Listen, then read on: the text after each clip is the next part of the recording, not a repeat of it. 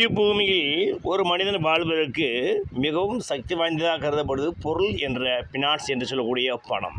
இந்த பணம் என்ற மூன்றெழுத்து ஒரு மனுஷனுக்கு தனதானியம் சம்பத்து வசியோகம் கிடைக்கிறதற்கு இப்பூமியில் மகாலட்சுமி நிதிய மந்திரியாய் கருதப்படும் குபேர பகவானை ஆவார். 8 திக்கும் அதிபதியானவர் இந்த குபேர பகவான். இந்த குபேர பகவான் மகாலட்சுமியின் சர்வதனதானிய வசிய ஜம்பத்த ஐஸ்வர்யத்தை தரக்கூடியவர் தான் இந்த குபேர பகவான். குபேர பகவான் நிரந்தரமாக ஒரு மனிதனுக்கு செல்வாக்கு யோகத்தையும் பதவி யோகத்தையும் பணக்கார யோகத்தையும் கொடுக்க ஜாதகத்தில் குபேர யோகத்தில் பிறந்திருந்தால் அவர் லட்சுமி யோகத்தை மகாலட்சுமி யோகத்தை பெற்றிருப்பார். அப்படி இல்லை என்றாலும் பரவாயில்லை.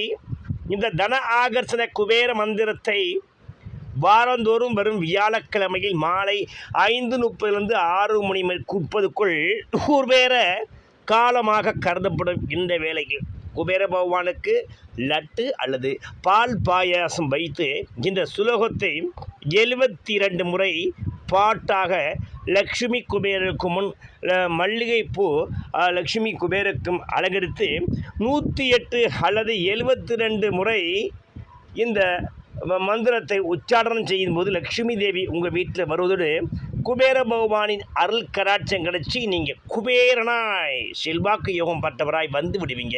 இதோ அதுக்கான யோகத்தன ஆகர்ஷண குபேர மந்திரம். ஓம் ஸ்ரீம் க்ரீம் க்ளீம் சர்வராஜ வசீகர யோக குபேர தனதானிய சம்பத்து வசிய ஐஸ்வர்ய குபேர தேவாய நமக. ஓம் ஸ்ரீம் க்ரீம் க்ளீம் சர்வராஜ வசீகர யோக குபேர தனதானிய சம்பத்து வசிய ஐஸ்வர்ய குபேர தேவாய என்ற ஐஸ்வர்ய யோக குபேர தனாகஸ்திர மந்திரத்தை வியாழன் தோறும் குபேர பகவானுக்கு விரதம் இருந்து இதை 72 முறை பாட்டாக பாடி வரும்போது அந்த குபேர பகவான் உங்கள் வீட்டில் மண்ணாபரண யோகம் பொன்னாபரண யோகம் புதல் யோகத்தை கொடுத்து மிகப்பெரிய ராஜரீக கூட்டு தலைவனாருக்கும் மிகப்பெரிய ராஜ மந்திரியாய் ஆக்குவார் என்பது நிதர்சனமான உண்மை உண்மை உண்மை.